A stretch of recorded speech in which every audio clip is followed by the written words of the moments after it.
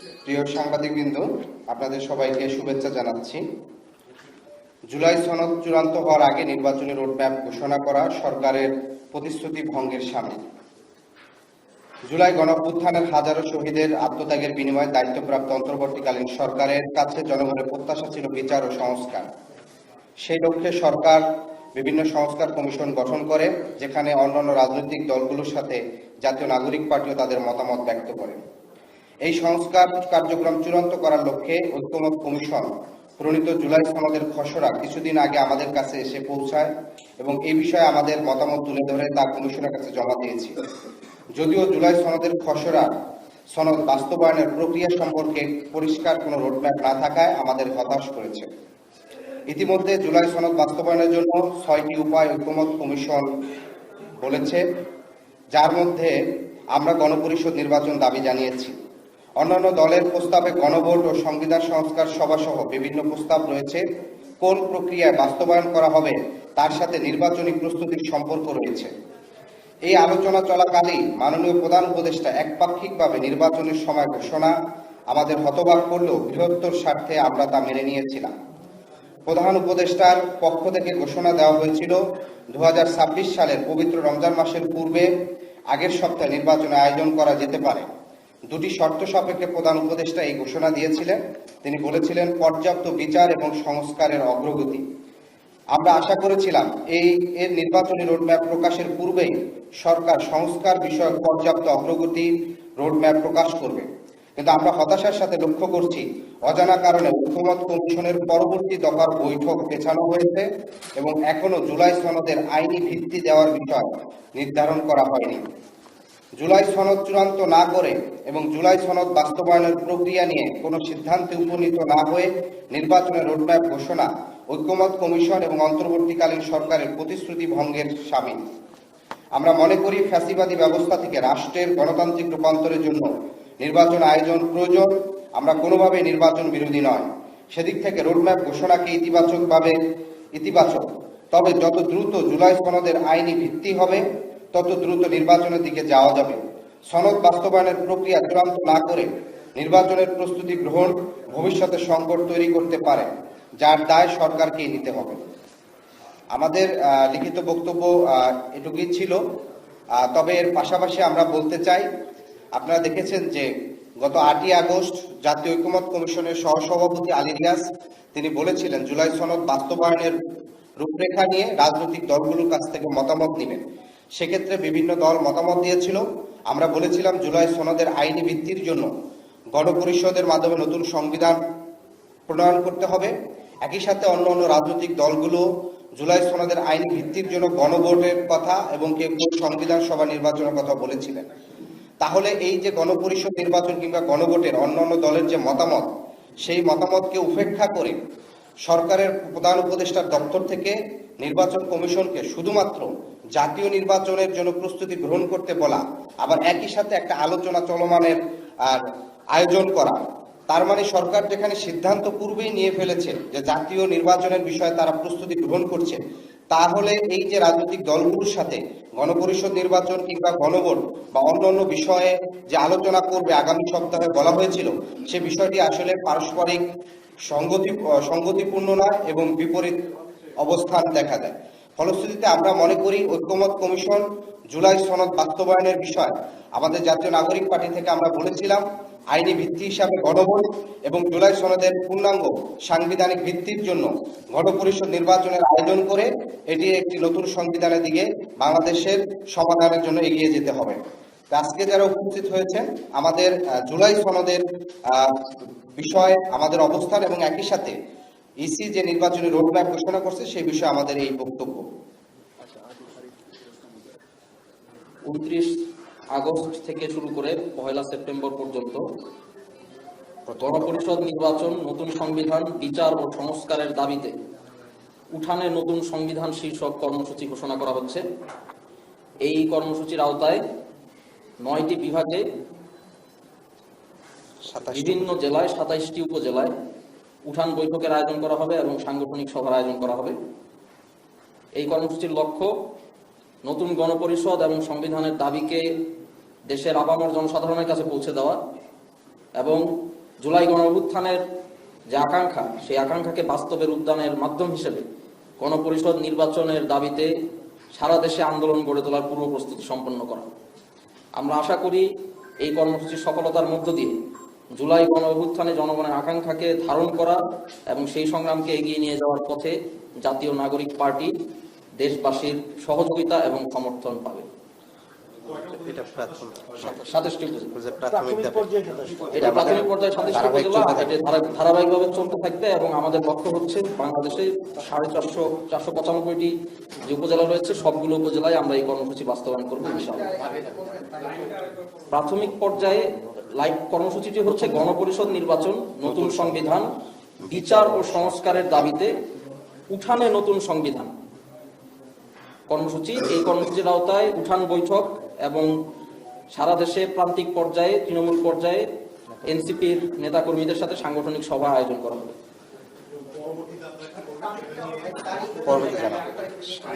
প্রাথমিক পর্যায়ে যে 27টি উপজেলা আমরা কভার করব সেটি শুরু হবে আগামীকাল থেকে 29শে আগস্ট এবং চলমান থাকবে 1 সেপ্টেম্বর পর্যন্ত প্রাথমিক পর্যায়ে। নির্বাচনে এনসিপি অংশগ্রহণ করবে কি করবে না এই বিষয়ে চূড়ান্ত কিছু বলার সময় এখনো আসেনি। আমরা যেটি মনে করছি সেটি হচ্ছে নির্বাচন একটি বাংলাদেশের জন্য প্রয়োজন, কিন্তু আমরা বারবার বলে এসেছি যে জুলাই সনদের যে একটি আইনি ভিত্তি, সেই আইনি ভিত্তি দেওয়ার পরেই নির্বাচনটা হওয়া প্রয়োজন।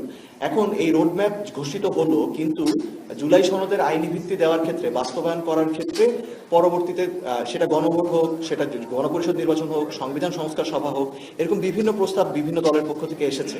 সেগুলো বাস্তবায়ন করতে যেয়ে দেখা গেল আবার এই নির্বাচনী রোডম্যাপের সাথে সেটা আবার সঙ্গতিপূর্ণ হচ্ছে না। দেখা যাচ্ছে ওটা বাস্তবায়ন করতে যেয়ে নির্বাচনী রোডম্যাপ বাস্তবায়নের করার ক্ষেত্রে এক ধরনের একটা মুখোমুখি অবস্থান যদি তৈরি হয়, সেটা ভবিষ্যতে রাজনৈতিক সংকট তৈরি করতে পারে। এই জন্য আমরা মনে করি যদি আগে জুলাই সনদের যেই বাস্তবায়নের যেই রোডম্যাপ সেটা চূড়ান্ত হতো, চূড়ান্ত করে কিভাবে আইনি ভিত্তি দেওয়া হবে সেটা যদি ঠিক করা হতো, সকল একমত হতে পারত সকল পক্ষ, তারপরে যদি আমরা এই নির্বাচনী রোডম্যাপে যেতাম, তাহলে আমাদের এই ধরনের কোনো সংকট তৈরি হওয়ার সম্ভাবনা থাকতো না। তবে এখনো সরকারের কাছে সুযোগ রয়েছে এই বিষয়গুলো একটা দ্রুত সমাধান করার।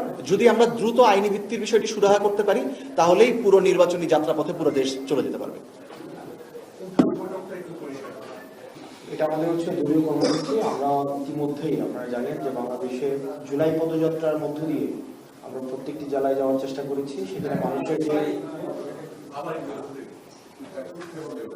ইতিমধ্যেই আপনারা জানেন যে জুলাই পদযাত্রার মধ্য দিয়ে আমরা সারা বাংলাদেশে প্রত্যেকটা জেলায় যাওয়ার চেষ্টা করেছি। সেখানে মানুষের যে নতুন রাজনীতির আকাঙ্ক্ষা তৈরি হয়েছে, বিচার এবং সংস্কারের আকাঙ্ক্ষা তৈরি হয়েছে, একটি সুষ্ঠু, নিরপেক্ষ, অবাধ, অন্তর্ভুক্তিমূলক নির্বাচন আয়োজনের জন্য মানুষের যে আকাঙ্ক্ষা তৈরি হয়েছে, আমরা সেটি মানুষের মধ্যে দেখতে পেয়েছি।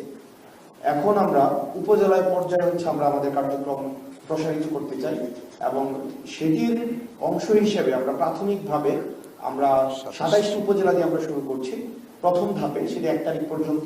তারপর দ্বিতীয় ধাপে আমরা পরবর্তী সপ্তাহে আবার আমরা হয়তো 30টা বা 50টা উপজেলা আমরা নির্ধারণ করব। সেটি এই কর্মসূচির নাম দিয়েছি আমরা উঠানের নতুন সংবিধান।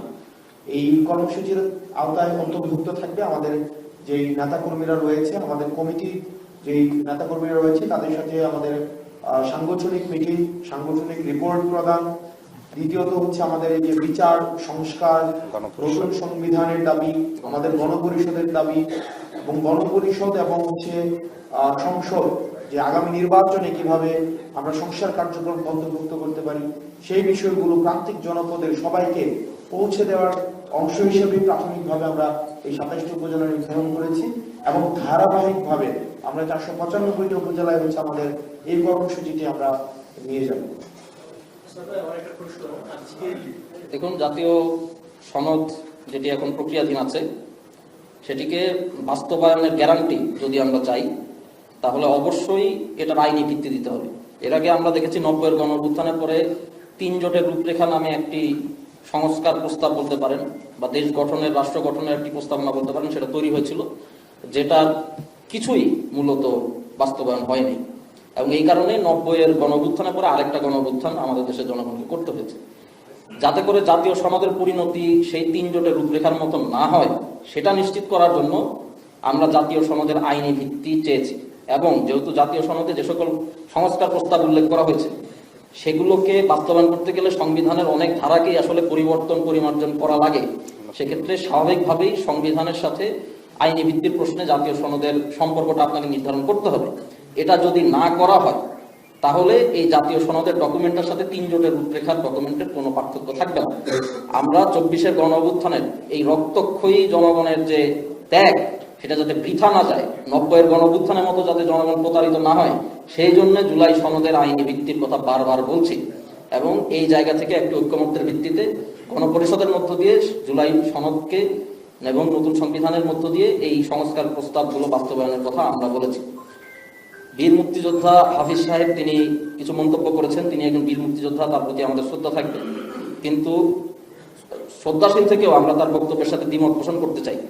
72-এর সংবিধান আওয়ামী লীগের সংবিধান কেন সেটা বুঝতে হলে 70-এর নির্বাচনে যেতে হবে, যেটা পাকিস্তান আমলে হয়েছে।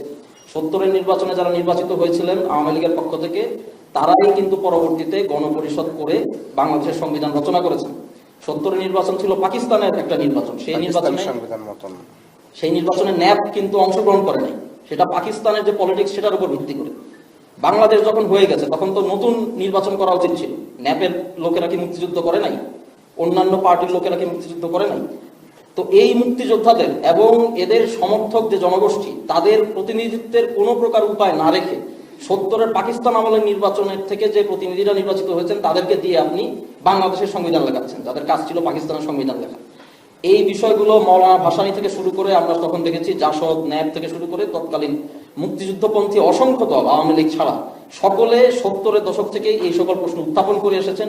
গণপরিষদকে তারা অস্বীকার করেছেন এবং 72-এর সংবিধানে তারা ক্রিটিক করেছেন। এটা মুক্তিযুদ্ধকে প্রতিফলিত করতে পারেনি, মুক্তিযুদ্ধের আশা আকাঙ্ক্ষাকে, এটা তারা বারবার বলেছেন।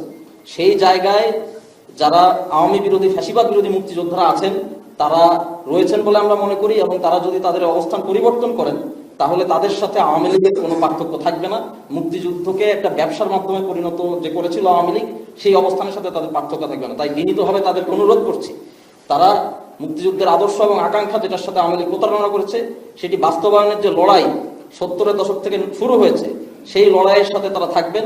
যে মুক্তিযুদ্ধ চলমান হিসেবে আমরা দেখতে পেয়েছি 70-এর দশক থেকে আওয়ামী লীগের বিরুদ্ধে, ফ্যাসিবাদের বিরুদ্ধে, সেই চলমান মুক্তিযুদ্ধে তারা অংশ নিয়েছিলেন এবং সেই স্পিরিট তারা ধারণ করে রাখবেন। সেই যুদ্ধ এখনো শেষ হয় নাই, এটা আমাদের আশা আকাঙ্ক্ষা। শুধুমাত্র এমপি হওয়ার জন্য, মন্ত্রী হওয়ার জন্য, ক্ষমতার লোভে তারা এই স্পিরিটের সাথে বিশ্বাসঘাতকতা করবেন বলে আমরা আশা করি। আমাদের খসড়া পেয়েছি, সেটার অঙ্গীকার নাম্বার 2 পয়েন্টে রয়েছে যে বিদ্যমান সংবিধান বা অন্য কোনো আইনে ভিন্নতর কিছু থাকলেও সেই ক্ষেত্রে সনদের বিধান, প্রস্তাব বা সুপারিশ প্রাধান্য পাবে। এই ক্ষেত্রে বেশ কিছু ব্যক্তি তারা বলছেন যে আসলে সেটা তো সাংবিধানিকভাবে সম্ভব নয়, সংবিধান তো আসলে দেশে সর্বোচ্চ স্থান পাবে, সুপ্রিম ল।